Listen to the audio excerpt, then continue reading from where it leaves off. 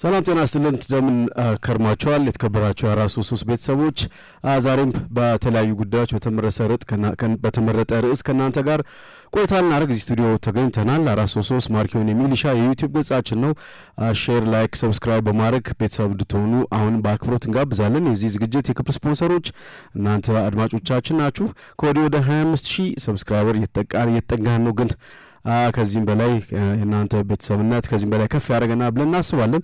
ማርቆስ ኤልያስና ዮናስ አዘዘ ዛሬ ከኢንተርናሽናል ብሬክ መልስ የታዘብናቸው ነገሮች ይዘመተናል። ለዛሬ በተለይ በአሰልጣኝ በማንቸስተር ዩናይትድ አሰልጣኝ ሩበን አሞሪም ሲስተም ውስጥ የጎመራ ወይም ደግሞ ጥሩ ጊዜ ያሳልፈ ያለው ማቲያስ ደሊክት በኔዘርላንድስ ወይም በኦሬንጅ እንደዚሁ ተመሳሳይ ድንቅ ጊዜን አሳልፏል። ሆላንድ ለዓለም ዋንጫ በቀጥታ አልፋለች። ለ20ኛ ጊዜ የኦሬንጅ ወደ ዓለም ዋንጫ ስታልፍ የተጫዋች በአሞሪም ባክስሪ እንደዚሁም ደግሞ በሮናልድ ኩማን ፍላት ባክፎርም እጅግ በጣም ድንቅ ጊዜ ያሳልፈ ነው የሚገኘው። በተለይ በአያክስ አምስተርዳም በኤሪክ ቴንሃግ ዘመን ምናልባት ቀጣዩ ፍራንስ ቤከንባወር የሚል ቅጽል ስም ያሰጠው ብቃት እንዳሳየ ይታወሳል። ወደፊት ጠጋ ብሎ በድፍረት መጫወት ይችላል። የመጨረሻውን አጥቂ ኳስ ማስጣል ይችላል። በኳስ መስርቶ ሲጫወት በእግሩ በጣም ችግር የለበትም። አሁን ደግሞ በሁለቱም አሰልጣኝ ሲስተም ውስጥ የተጫዋች በጣም ቶፕ ሆኗል። ዜናው ሮናልድ ኩማንም አሞሪምን የሚያስደስት አይነት ይመስላል። በእርግጥ በማንቸስተር ዩናይትድ የሃሪ ማጓየር አስፈላጊነት በጣም እየጎላ መምጣት ይህን ተጫዋች ይበልጥ ወደ ቀኝ ተከላካይነት በባክስሪ እንዲጫወት እያደረገው ነው። ያ ደግሞ ብዙ ኤሪያ እንዲሸፍን ጭምር ያስገድዷል። ለዚህ የሚሆን ችግር የለበትም። አንድ ለአንድ በጣም ፋይተር ነው። ወደ ኦልትራፎርድ ሲመለስ በጣም ጥሩ ስሜት ላይ ሆኖ የሚመለስ ይመስላል። አሁን በማንቸስተር ዩናይትድ ውስጥ በኢንተርናሽናል ብሬክ ጥሩ ጊዜ ካሳለፉ ተጫዋቾች መካከል አንደኛው ነው። ማቲያስ ደሊክት ቀጣዩ ቤከንባወር ጉዞ ግን የፍራንስ ቤከንባወር አይነት ጉዞ አይደለም። ቦታው ተወሰነ አጋጣሚ ተገጥቷል። ወደ ዩቬንቱስ ያደረገው ዝውውር ማርክ በእግር ኳስ ሕይወቱ ላይ ብዙ ያገዘው አይመስለኝም። አሁን ግን ዳግም ማቲያስ ደሊክት ወደ ቀድሞ ብቃቱ የተመለሰ ነው ማለት ይቻላል። በአያክስ እንግዲህ ስኬታማ ቡድን ይታወሳል። 2018-19 የውድድር ዘመን ግማሽ ፍጻሜ የደረሰው ቡድን ከዛ በኋላ አያክስ እንደተለመደው ያለው አቅም ከሌሎች አውሮፓ ቡድኖች ጋር ሲነጻጸር ቁልፍ ተጫዋቾችን ለማቆየት የሚያስችል አይደለም። የ1994-95 የሻምፒየንስ ሊግ ሻምፒዮኑን ቡድን እናስታውሳለን። የአሰልጣኝ ሉዊ ቫን ጋል ቡድን በሙሉ ወደ ትልቅ ክለቦች ነው የሄዱት። የ2018-19 ቡድን የዛ አንድ አካል ነበር። እነ ዲዮንግ ከዛ ውጪ እነ ሀኪም ዚያሽን የመሳሰሉ ተጫዋቾች ከቡድኑ ጋር መቆየት አልቻሉም። የዚህም ተጫዋች ዕጣ ፈንታ እንደዛ ነበር።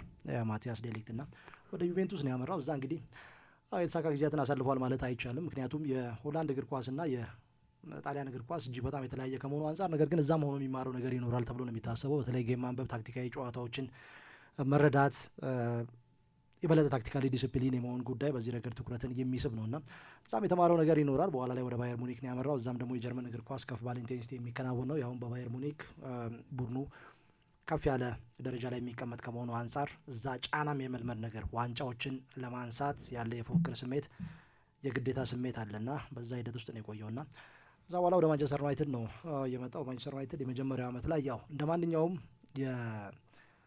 ወደ ማንቸስተር ዩናይትድ እንደሚመጣ አዲስ ተጫዋች የመላመጃ ጊዜ ያስፈልጎታል። አብሮት እንደመጣው ናስር ማዝራዊ ዞሮ እንግዲህ ባለፈው የውድድር ዘመን አንዳንድ ጎሎችን ሲያስቆጥር ነበር። በተለይ ኢፕስዊች ታውን ላይ ያስቆጠራት ማንቸስተር ዩናይትድ ወደ ጨዋታ የተመለሰበትን ጎል ያስቆጠረበት መንገድ ትኩረትን ይስባል።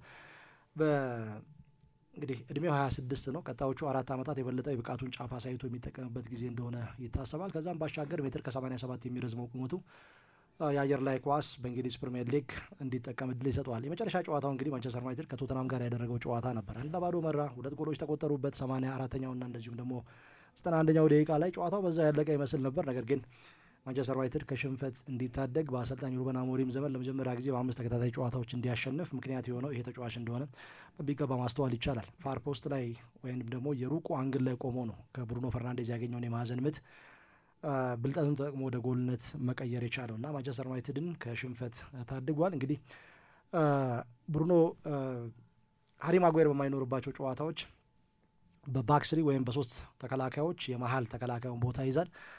ሃሪ ማጓየር ሲሰለፍ ወደ ቀኝ አድልቶ የሌኒ ዮሮን ቦታ ይዞ የሚጫወት ተጫዋች ነው። ለሁለቱም አመቺ ነው። እንግዲህ በባክስሪም በባክፎርም ለመጫወት አመቺ ተጫዋች ነው። ምክንያቱም አያክስ አንዳንዴ በባክስሪ አንዳንድ ጊዜ ደግሞ በባክፎር የሚጫወት ቡድን እንደሆነ ይታወቃል። የ3-4-3 እና የ4-3-3 ጽንሰ ሀሳብ ከቶታል ፉትቦል ጋር ተያይዞ የሚነሳ ነው እና በሁለቱም የተላመደ ተጫዋች እንደሆነ በተደጋጋሚ አሳይቷል።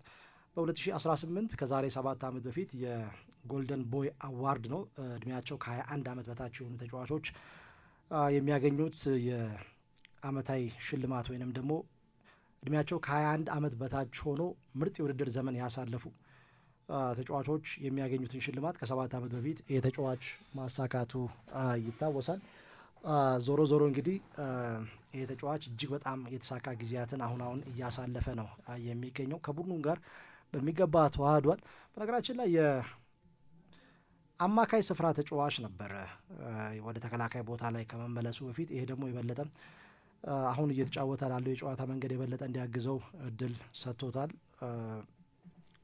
ኳሶችን በሚገባ ታክል ማድረግ ይችላል ጥፋት ሳይፈጽም። ጨዋታ የሚረዳበት መንገድ እጅግ በጣም ድንቅ ነው። ማርኪንግ ላይ እጅግ በጣም ጥሩ ነው።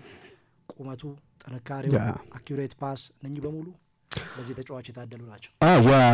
የኔዘርላንድስ እግር ኳስ ደግሞ የታደለ ነው። በተለይ በዚህ ኳሊቲ ባላቸው ሴንተር ባኮች አስፈላጊ ሲሆን አንድ ለአንድ ጉልበተኛ ተከላካዮች እንደ ያፕስታም ማፍራት ይችላሉ። ምናልባት ስታም ሮናልድ ኩማን ራሱ በሆላንድ ብሔራዊ ቡድን ታስታውሳለህ። የማቲያስ ደሊክት ለኩማን የሚቀርብ ይመስለኛል ከነበሩት ተከላካዮች። ከዛ ውጭ አብዛኞቹ ቦል ፕሌይንግ ሴንተር ባኮች ናቸው። እነ ዲቦር ታስታውሳለህ፣ ፊሊፕ ኮኩ የዚህ አይነት ኳሊቲ የነበራቸው ናቸው እና ማቲያስ ደሊክት ሁለቱን ማጣምሮ ያዘ ይመስለኛል። ጥሩ ቦል ፕሌይንግ ኳሊቲ ያለው በአያክስ አይተናል። ከዛ ውጭ የስታም እና የሮናልድ ኩማን አይነት ደግሞ ፊዚካሊቲ ጭምር አለው። አሁን ፊሊፕ ኮኩን ወይም ዲቦርን ስትወስድ ስስ ናቸው፣ በባርሳም ተመልክተናቸዋል፣ ግን በጣም ኢንቴሊጀንት ናቸው። ይህኛው ደግሞ ለየት ይላል። ለእኔ ወደነ ስታም ወደ ራሱ ሮናልድ ኩማን ወደዛ የሚጠጋ አይነት ኳሊቲ ያለው ተጫዋች ነው። አሁን ጥያቄው ሩበን አሞሪም በዚህ በባክስሪ እየተተቹ ነበር ባለፉት ጊዜያትና ከጥቂት ሳምንት በቅርብ ጊዜያት የሰጡት አንድ አስተያየት ነበርና በሲስተሙ እንዲቀይሩ ይህ ሲስተም ራሱ ማቲያስ ዲሊክት አብዛኛውን ጊዜ ቅድም እንዳልኩ በባክስሪ ቢጫወትም ግን አብዛኛውን ህይወቱ በባክፎር 4-3-3 በአያክስ ከአካዳሚ ጀምሮና እኔ በተጫዋችነት ዘመኔ በባክስሪ ተጫዋች አላውቅም። 4-3-3 4-4-2 አብዛኛውን ጊዜ በፖርቱጋል ብሔራዊ ቡድን በስፖርቲንግ ሊዝበን በሌሎች ክለቦችም እና አሁን ግን ይሄኛው ባልጫወትበትም ለእኔ ጠቃሚና ለቡድኑ ጥሩ ስትራቴጂ ሆኖ አይቼዋለሁ እና ተጫዋቾች ዋናው ነገር ከዚህ ሲስተም ጋር አዳፕት ማድረጋቸው ነው ብለዋልና ይሄ ተጫዋች አሁን በዚህ ሲስተም ውስጥ አሰልጣኝ የሚፈልጉትን ነገር በሚገባ እየተረዳ ያለ ይመስላልና በዚህ ረገድ ወደ ማቲያስ ደሊክት ወደ ጥሩ ፎርም ላይ መገኘት አሁን ጥሩ ፊሊንግ እየሰረጸበት ላለው ለዩናይትድ ሌላ መልካም ዜና ይመስላል። በተለይ ወደ ሆላንድ ሄዶ ያሳየን ፐርፎርማንስ ስትመለከት ልጁ በቃ ዘንድሮ ይሄ አመቱ ነው ብለህ እንድጠብቅ የሚያደርግ ይመስለኛል። ማጓየር በጣም ጥሩ ጊዜ እያሳለፈ ነው፣ ምንም ጥያቄ የለውም። ኮምፒቲሽን አለው። ቅድም አንተ ያነሳው ዩሮ እዚህ ቦታ ላይ ያ ኮምፒቲሽን ለአሰልጣኝ አሞሪምና ለማንቸስተር ዩናይትድ ትልቅ ፕላስ ይመስለኛልና በዚህ ረገድ ጥሩ ጊዜ እያሳለፉ ነው ያሉት። ሌሎች ተጫዋቾችም እንደዚሁ ባለፈው ሳምንት አንስተናል በግልድ በጣም ፐርፎርም እያደረጉ ያሉ ጥሩ ተጫዋቾች። ሰር አሌክስ ፈርጉሰን ላመንስ የሰጡት አስተያየት በጣም ጥሩ ግብ ጠባቂ ነው፣ ወደፊት ማንቸስተር ዩናይትድ ረጅም ዓመት መቆየት የሚያስችል ኳሊቲ ያለው ብሏልና ይሄ በጣም ጥሩ የሆነ ያለ ይመስለኛል። እንግዲህ ብዙ ጥያቄ የተነሳ ያለ አማካይ ክፍል ላይ ነው ማንቸስተር ዩናይትድ። ምናልባት ሊሳንድሮ ማርቲኔስ አሁን ከጉዳት ተመልሷል። ሊሳንድሮ ማርቲኔስ ሲመለስ አንደኛው ቨርሳታይል ተጫዋች ከመሆኑ አንጻር ምናልባት ወደ ግራ አማካይ ቦታ ላይ እዛ ኳሊቲ እንዳለው በአያክስ አይተናል። በዚህ ከአያክስ የሚመጡ ተጫዋቾች ቨርሳታይል ናቸው። ሴንተር ባክ የሚሆነው የተከላካይ አማካይ መሆን ይችላል። የተከላካይ አማካይ ነው ተከላካይ ሆኖ ሲጫወት ያለ ዊንገሩ አማካይ ሆኖ ሲጫወት ትመለከታለና ምናልባት አሁን ደግሞ ሌላኛው የአያክስ የቀድሞ ግርፍ ሊቻ ሲመለስ አንደኛው የአማካይ ክፍል አማራጭ ሊሆን የሚችልበት እድል አለ። ትናንት በሰራነው ፕሮግራም ላይ ምናልባት በጃንዋሪ የአማካዮች ዝውውር ላይ ማንቸስተር ዩናይትድ ብዙ ላይ ሳተፍ ይችላል የተባለውና የአርጀንቲና ቨርሳቲሊቲም ሌላው ከደሊክት ሌላ የአያክስ በረከት ሊሆን ይችላል ማንቸስተር ዩናይትድ። የእሱ መምጣት የበለጠ ቡድኑ ከኋላ ኳስን መስርቶ እንዲጫወት እድል የሚሰጠዋል። ያ ደግሞ ቡድኑ ከሳጥን ሳጥን ለተጋጣሚዎች የሚፈቅደውን ነገር እንዲያስቀርም የተከላካይ መስመሩ የተረጋጋ እንዲሆን እድል ይሰጠዋል። ዞሮ ዞሮ የሊቻ መመለስ ቡድኑ በአማካይ ቦታ ላይ ያለበትንም ክፍተት እንዲተካ ያደርጓል። ምክንያቱም በተከላካይ መስመር ላይ እጅግ በጣም ብዙ አማራጮች አሉና በዚህ ረገድ እንግዲህ ያንን እድል ይሰጠዋል ተብሎ ይጠበቃል። የበለጠ ኳሱን ኮንትሮል አድርጎ ለመጫወት የተሻለ ተጫዋች ነው። ከምንም በላይ ደግሞ ከኋላ ኳስን መስርቶ ለመጫወትና በሀይላይንም ለመጫወት የተሻለ ይሆናል ተብሎ ይታሰባል። ያልተረጋጋ የተከላካይ መስመር ብዙን ጊዜ ለጥቃት ይጋለጣል። ያንን ደግሞ የሊቻ መምጣት ያግዘዋል ተብሎ ይጠበቃል። ይሄ ተጫዋች ከሁለት ተጫዋቾች ጋር ይነጻጸራል፣ ከጄራርድ ፒኬ እና ከያን ቬርቶንገን ጋር እና ሁለቱም ተጫዋቾች ከኋላ ኳስን ይዘው ወደ ተጋጣሚ ቡድን ሜዳ ላይ የመግባት ነገር ቅድም የጠቀስከው ፍራንስ ቤከንባወር የዚህ አይነት ኳሊቲ ያለው ተጫዋች ነውና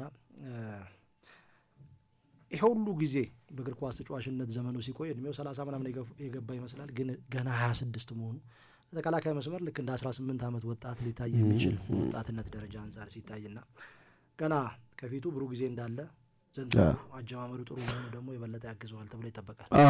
ከወገብ በታች ያለው የማንቸስተር ዩናይትድ ነገር ጥሩ ፖዚቲቪቲ ያለ ስጋቶች አሉ። በተለይ ደግሞ የካሴሚሮ ሙሉ ዓመቱን የመጨረስ አቅም ይነሳል። ከዛ ውጪ ከወገብ በላይ ደግሞ የአፍሪካ ዋንጫ እየተቃረበ ነው። የአፍሪካ ዋንጫ ብራያን ምቤሞ ከዚህ በተጨማሪ አማድን ይዞ ይሄዳል ወደ አፍሪካ ዋንጫ።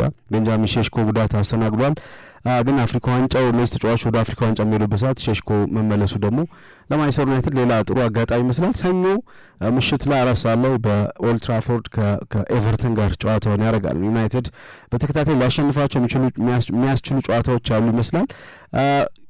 በወረቀት ደረጃ የተጋጣሚዎችን ኳሊቲ ስትመለከት ብቻ ሳይሆን ራሱ ማንቸስተር ዩናይትድ ውስጥ ያለው ፊል ጉድ ፋክተር ለአሰልጣኙ ጥሩ ጊዜ ላይ ያሉ እንዲሆኑ አድርጓቸዋል። ወደ ከኢንተርናሽናል ብሬክ ሲመለሱም ከሼሽኮ ውጪ ሌላ ያህል ጠንከር ያለ ጉዳት ያስተናገደ ተጫዋች አለመኖሩ በኢንተርናሽናል ብሬኩ ከና አርሰናል በተቃራኒ ድለኛ ያደርገዋል። አርሰናል ጋብሪኤል ማጋሌሽን አጥቷል። የትልቅ ኪሳራ ነውና በዚህ በኢንተርናሽናል ብሬክ አሞሪም ከሼሽኮ ውጪ እድለኛ የሆኑ ይመስላል። ስለዚህ በቀጣይ በዩናይትድ ቤት ምን አይነት ጊዜ እንጠብቃለን የሚለውን ደግሞ እናያለን። እናንተም እንዴት አያችሁት? ማቲያስ ዴሊክት በአያክስ የምታውቁት ዴሊክት ነው ወይስ ዩቬንቱስ ነው? አሁን ግን በጣም የተሻሻለ የመጣ ይመስላል። በኔዘርላንድስ ብሔራዊ ቡድን እንዳየነው በጣም ድንቅ ነበር። እዚህ ቦታ ላይ በማንቸስተር ዩናይትድ የሰጠ ያለው አበሎት በጣም አስገራሚውን አግኝተነዋል። ከዚህ ከኢንተርናሽናል ብሬክ መልስ ሀሳብ አስተያየቶቻችሁን በዚህ ጉዳይ ላይ በኮመንት መስጫ ሴክሽን ላይ ማቅረብ ትችላላችሁ። ማርቆስ ኤልያስና ዮናስ አዘዘ ነበርን። 433 ማርክ የሆኑ ሚሊሻ የእናንተ የዩቲዩብ ገጽ ነው። ላይክ፣ ሰብስክራይብ፣ ሼር በማድረግ ቤተሰብ የሆኑ የደውል ምልክቱን የተጫናችሁ ልክ እንደዚህ አይነት አዳዲስ ጉዳዮች የሚኖርበት ሰዓት ወዲያው ማግኘት ትችላላችሁ። አብራችሁን ስለቆያችሁ እናመሰግናለን። በሌላ ዝግጅት ደግሞ እስከምንገናኝ መልካሙን ሊግጠማችሁ።